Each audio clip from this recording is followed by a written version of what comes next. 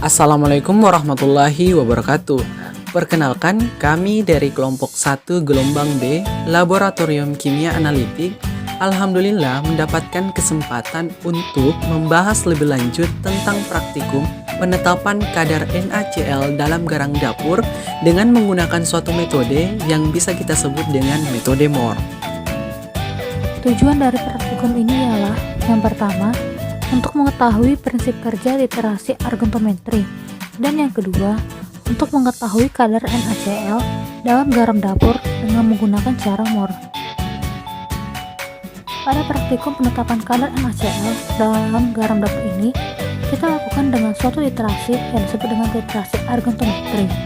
Nah, literasi argontometri ialah literasi dengan menggunakan perak nitrat sebagai titran, di mana dia akan membentuk garam perak yang sukar larut.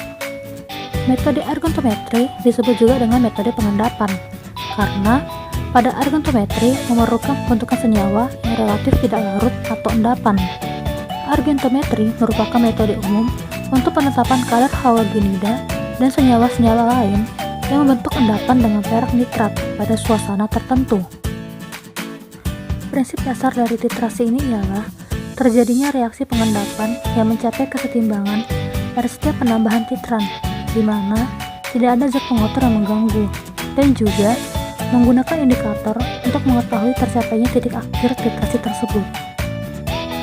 Selanjutnya, kita akan membahas mengenai metode, di mana pada titrasi argontometri ini terdapat 4 metode yang bisa kita gunakan, yaitu metode Mohr, metode Volhard, metode Caava-Jenks, dan juga metode Liebig. Namun, metode yang akan kita bahas pada percobaan ini yaitu metode Mohr, di mana metode ini digunakan untuk menentukan kandungan klorida dan bromida dalam suasana netral dengan larutan standar perak nitrat dengan penambahan larutan kalium kromat sebagai indikator. Mula-mula, titrasi berlangsung dengan pembentukan endapan perak klorida. Jika titik ekuivalen telah tercapai, maka perak nitrat akan bereaksi dengan kromat, menghasilkan endapan perak kromat yang berwarna merah. Adapun alat dan bahan yang digunakan yaitu pada alat terdapat labu ukur sebagai wadah pencampur larutan, Erlenmeyer sebagai wadah dalam proses titrasi, buret untuk meneteskan titran, beker gelas sebagai wadah penampung cairan, dan batang pengaduk untuk mencampur larutan.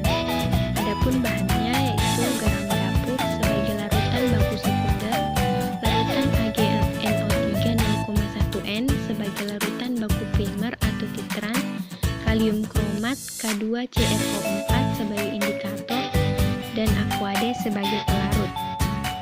Selanjutnya kita masuk ke prosedur kerja. Pertama-tama yang harus diperhatikan ialah kurang lebih 0,8 gram contoh garam dapur ditimbang dengan teliti. Lalu dibilas dengan air suling ke dalam labu ukur 100 ml dan diencerkan hingga batas meniskusnya. Kemudian dipipet 25 ml larutan contoh ke dalam Erlenmeyer 300 ml dan ditambahkan aquades 25 ml sebagai pelarutnya. Setelah itu ditambahkan indikator kalium kromat sebesar 5%. Penambahan indikator kalium kromat ini akan menjadikan larutan menjadi warna kuning. Dan dipilihnya indikator K2CrO4 atau kalium kromat karena suasana sistem yang cenderung netral. Kalium kromat ini hanya bisa digunakan dalam suasana netral. Setelah itu dititrasi dengan 2 mili larutan perak 0,1N hingga berwarna merah kecoklatan. Hasil reaksi ini berupa endapan AgCl atau perak klorida. Ag+ dari AgNO3 dengan Cl- dari NaCl akan bereaksi membentuk endapan AgCl yang berwarna putih. Setelah ion Cl- dari NaCl telah bereaksi secara menyeluruh, maka ion Ag+ ini akan kembali bereaksi dengan ion CrO4 dari K2CrO4, yaitu indikator yang telah ditambahkan sebelumnya. Hal ini ditandai dengan perubahan warna larutan dari kuning menjadi merah bata yang disertai dengan terdapatnya endapan merah kecoklat-coklatan. Saat itulah AgNO3 tepat habis bereaksi dengan NaCl. Dan keadaan tersebut membuktikan telah tercapainya titik ekivalen, yakni jumlah mol pada AgNO3 sama dengan jumlah mol pada NaCl. Setelah melakukan percobaan ini, maka didapatkan hasil yang dapat Anda lihat pada tabel 1. Kadar NaCl ditetapkan dengan menggunakan rumus Fp kali Np dikali Vp dikali BST NaCl dibagi dengan berat contoh dalam satuan miligram dikali 100%. Nah, pada praktikum ini terdapat beberapa faktor yang mempengaruhi hasil kadar NaCl yang didapatkan. Nah, yang pertama yaitu suhu atau temperatur, di mana tingginya temperatur atau suhu akan menyebabkan semakin tinggi pula kelarutan yang terjadi, sehingga konsentrasi endapan akan berkurang.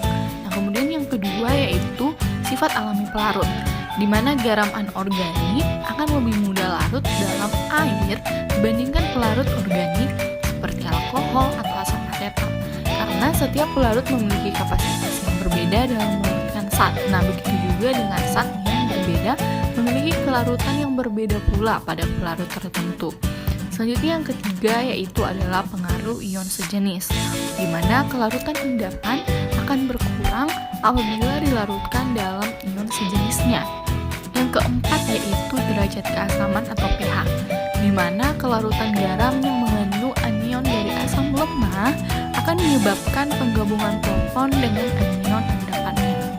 Kelima yaitu pengaruh hidrolisis, di mana apabila garam dari asam lemah dilarutkan dalam air, maka akan dihasilkan perubahan konsentrasi ion hidrogen yang akan menyebabkan kation garam terhidrolisis sehingga menyebabkan peningkatan kelarutan garam tersebut. Nah, faktor yang terakhir yaitu pengaruh ion kompleks, di mana kelarutan garam akan semakin meningkat dengan adanya pembentukan kompleks antara ligan dengan kation garam. Selanjutnya kita masuk dalam kesimpulan. Nah, kesimpulan yang didapatkan dari praktikum penetapan kadar NaCl dalam garam dapur dengan metode MOR ada dua, yaitu yang pertama, prinsip dasar titrasi argentometri adalah terjadinya reaksi pengendapan yang mencapai kesetimbangan pada setiap penimbangan titrat, di mana tidak ada pengotor yang mengganggu, juga menggunakan indikator untuk mengetahui tercapainya titik akhir titrasi tersebut. Kemudian yang kedua, kadar NaCl dalam garam dapur dengan massa 0,8 gram sebesar 57,62% dengan volume AgNO3 sebanyak 19,7 ml. Terima kasih.